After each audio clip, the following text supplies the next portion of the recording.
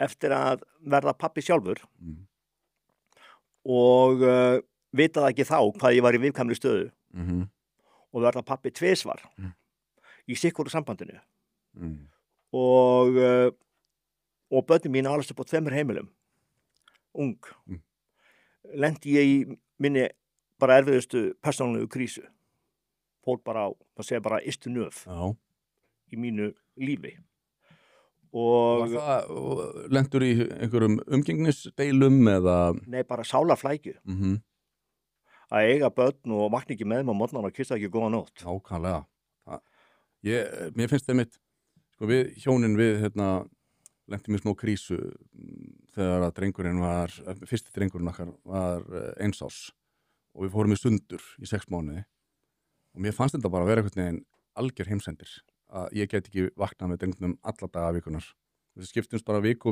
sko og og ég hugsa oft auðvitað venst þetta og fullt af fólki sem gerir þetta en þetta einhvern veginn algjörlega þetta ekki það sem lagt upp með þegar maður sér fyrir sér eignast fjölskyldu og alveg börn einhvern veginn að maður verði bara helmingin á tímanum með þeim og þetta sálarkrísa að lenda í þessu þetta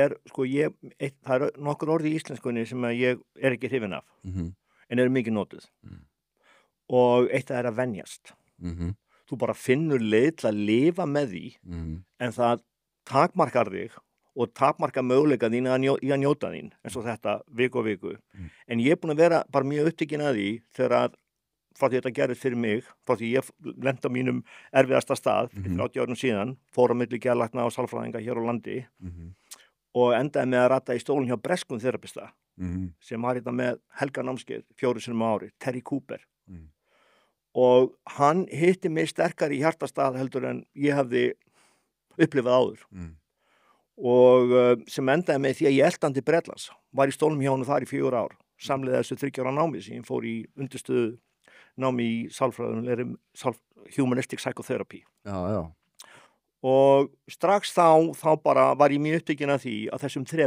árum þessum fyrstu 3 ár sem við vitum að eru 85% tenginga í hægri heila eiga sér stað á fyrstu 3 árunum og það má segja bara einfaldan hátt að 85% styrkleikum okkar og 85% vandræðaganginum okkar hefur að segja frá meðgöngu og þangað til úr tryggjara og að því við erum kallar að tala um þetta og við vorum að tala um þetta þegar börnin voru yngri, þú varst í Harmageddon og þú varst bara mikilvirkast í að tala um þessa stöðu í útvarpi skilurðu sem karl það er alltaf sem að vantar óbúslega mikið að það er stuðningu við karla og starfið mitt er búin að þróast í þá átt að ég er núna með námskeið á fæðingarheimili Reykjavíkur fyrir verðandi og nýja pappa sækja sér fræðslu aðstoð og komist í flæði, ráða við þetta geta sagt við hann eitthvað alltaf lægast kann ég er með þér í þessu þetta er erfitt núna og við komumst í gegnum þetta.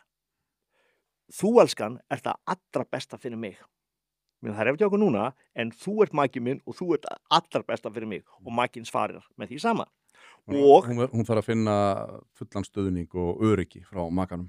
Hún þarf að finna fullan stuðning og öryggi og það sem var að trösta skuldbindingu, hún þarf að vita að hún sé miðja alheimsins hjá honum á þessu mómenti. Ég segi við pör sem koma til mín sem eiga börn og sambandið kom út í skurð. Bara álæði mikið og þau eru ekki að ná að tengjast.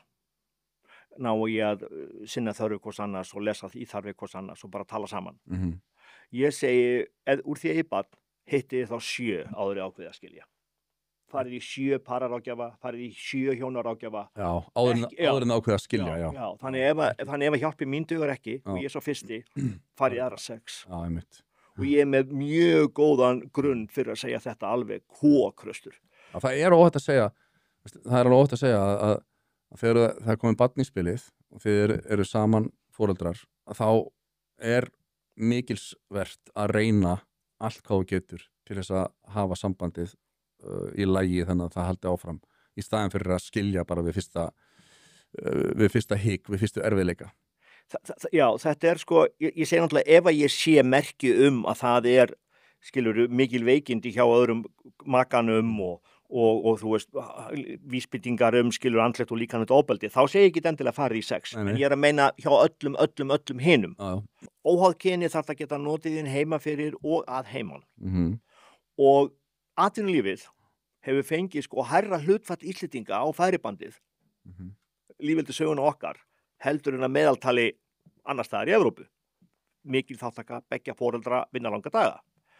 Þannig ef við tökum þetta bara svona sem bara starffræði, þá svona mínus hvað foreldrar hafa verið með börnunum sínum á Íslandi. Og við þurfum að stokka spilin på nýtt. Það ekki nóg að ætla bara að setja eitthvað plástra á þetta sem í gangi núna. Það þarf að búa til nýtt. Og þá alveg ljóst á fyrsta áratu þessar aldar að fæðingartíðinni á leiðinni niður í Evrópu og skýringun að finna, konur finna ekki jafnvægi milli vinnu og einkalífs. Þannig það að við sem að tala um að við erum að tala um hér, að núna þegar að búið að hafa þessi mál bara og í skúfu, alla þessi áratugi sem okkar helsta fólk búið að vera að segja að það að styðja fólk betur í barneignarferli, að þá má hafi bara fara tilbaka, bara hvernig við hjálpum honum að bera jafnari byrðir. En staðans við erum komin í dag út af vanrækslu ríkisins í 30 ár. Og hér bara heilbrigðisráðuneytið, heilsugæslan, landlæknir, enginn þeirra hefur staðið sér nógu vel, enginn, að sko nú svo komið að meir en helmingi fleiri konur á Íslandi leysi út lyf til að líða betur, kallar, meir en helmingi fleiri konur. Meir en helmingi fleiri konur þurfa aðstöðu hjá virkstarfsendurhæfingu heldur en kallar. Og ekkit víst að þar komist aftur í starfið sem það voru í og njóti í svona vinnumarkaði áfram. Og að það má færa rök fyrir því að álagið hvergi meira heldur en á leikskólum. Hvergi meira á leikskólum. Og konur bara finna það bara mjög fljótt að þetta að ganga mikið á þeirra hag. Eina sem við þurfum að gera, við þurfum að leiðrétta kerfisvillu og gera nákvæmlega eins og Finnar. Þetta bara sára einhvern. Við tölum hvað þið gera gott í grunnskólum. Við þurfum að tala hvað þið gera gott áður en barn byrjaði í grunnskólum. Í Finnlandi þá fæðingarorlofið jafn langt og hér, 12 mánuðir. Og 40% af starfsfólki sem við á leikskólum hefur lokið háskólanámi og hinn 60% hafa lokið 3 ára námi í framhaldsskóla. Í annars börn.